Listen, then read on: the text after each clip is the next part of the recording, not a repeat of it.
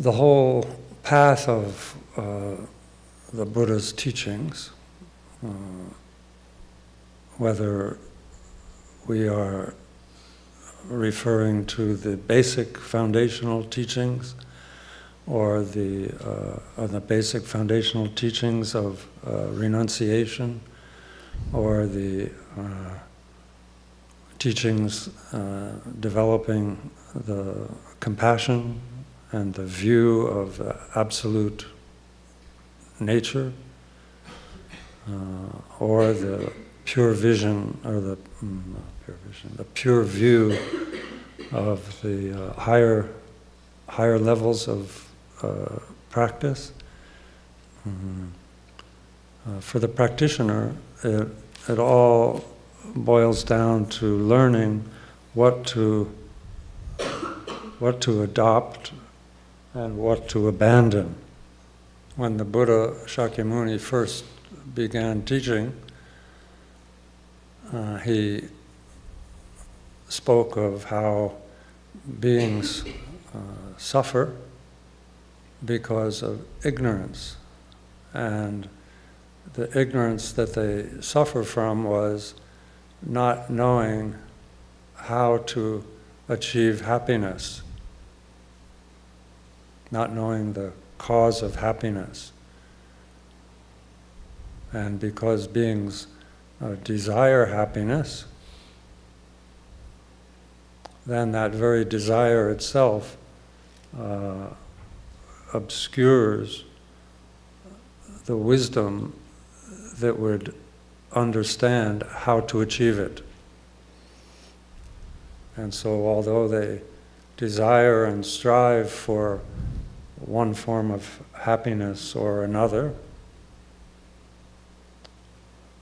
because it's based on that desire, they act in ways that actually produce the opposite, which is some form of problem.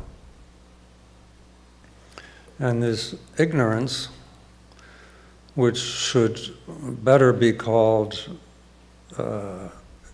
ignoring, I don't know if you, ignoring, and ignoring, we say ignoring as a better word than ignorance, because ignorance is not a state as much as it is a habit of ignoring.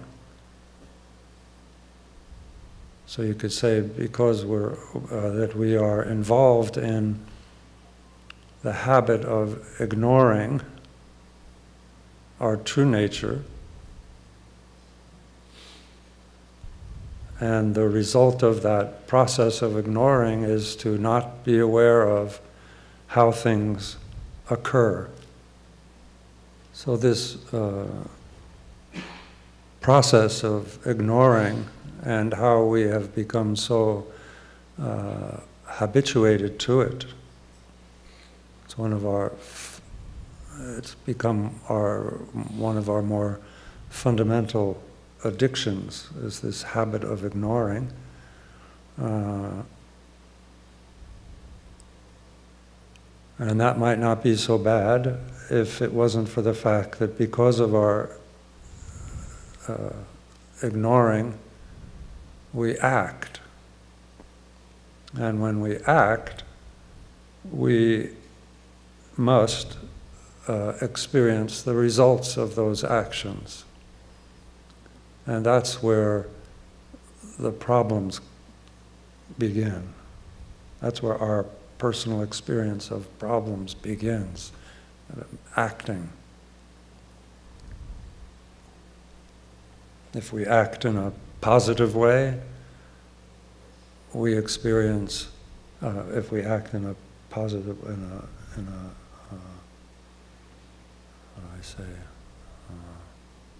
a positive, wholesome,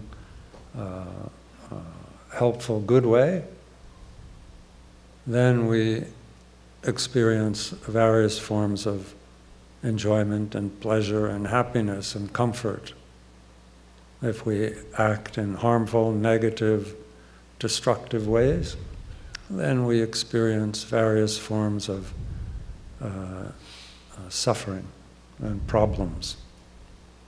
In both cases, we're still bound to the conditioning effect of ignoring our true nature, which frees us from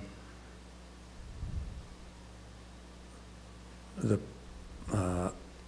actions that arise from that ignorance.